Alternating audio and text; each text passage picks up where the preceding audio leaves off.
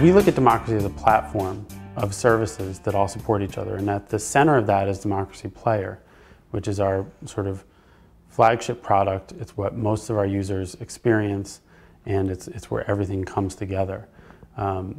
Democracy Player lets you watch video feeds, organize your videos, everything like that, but you need a way to find channels that you want to watch, video feeds that you want to watch.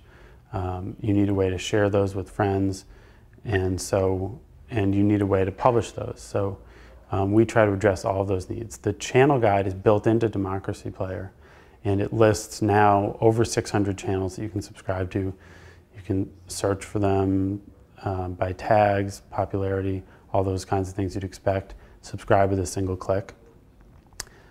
Video Bomb is the sharing component of the service, and when you email a video to someone, you go through Video Bomb, and if you want to create a feed of your favorites and share that feed with somebody else, basically your own edited channel of what you like, you can do that with Video Bomb, and you can also add things to that list from within Democracy Player.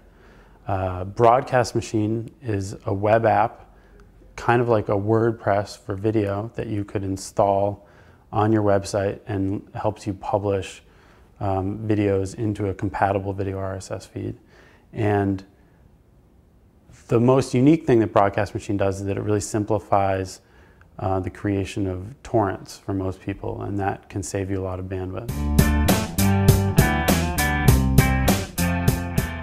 I think the motivation for the Participatory Culture Foundation came out of an understanding that we've had for a while, that mainstream media is extremely limited, and only the richest companies or richest individuals have a chance to get their message out through that form.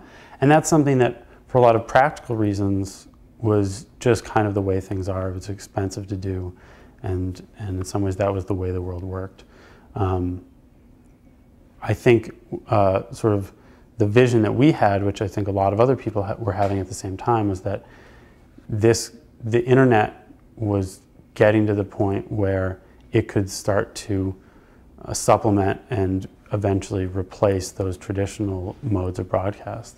And so we felt like we had a vision for a piece of software and a system that was both realistic to build, open source, open standards, and fit well with the way the internet works currently, where everything is linkable, everything can communicate with each other. You know, feeds that work in Democracy Player also work in any other compatible RSS application.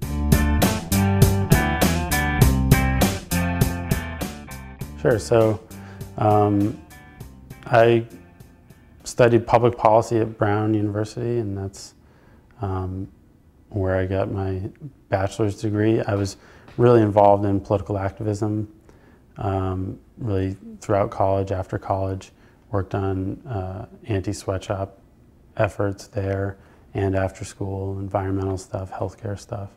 And had always been interested in technology, but hadn't been, you know, really involved with the internet very much. And a friend of mine and I started a project about 4 years ago around online music, talking about independent artists and the opportunities that the internet was creating for people to sort of decentralize and change the music industry. And that really sort of opened our eyes to how much power the internet had for changing media, changing systems of distribution of media in the country, and really reducing the incredibly centralized power that corporations have in our culture. And so we started off seeing, you know, what kind of amazing reach you could get with a web page, how many people you could reach for such a small amount of money. And then we started to realize that building tools can extend that even further. And that's when we started thinking about video, started thinking about TV, and launched this project.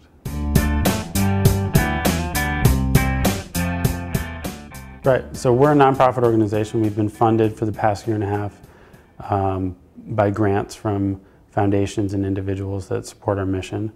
And in the long run, we're hoping to move in the direction of a company like Mozilla that is a nonprofit, but also generates some revenue in a way that doesn't interfere with their mission. So if there's ways that we can have sponsored video search in the application, or provide services to companies that want their own branded version of the player to show their content, things like that let us focus on our mission and don't interfere with the user experience, then it would be great to be able to have an income stream of our own and be sort of self-sustaining that way. And until then, we've had just a lot of generous donors that really care about the mission, think we're on the right track, and are supporting the organization.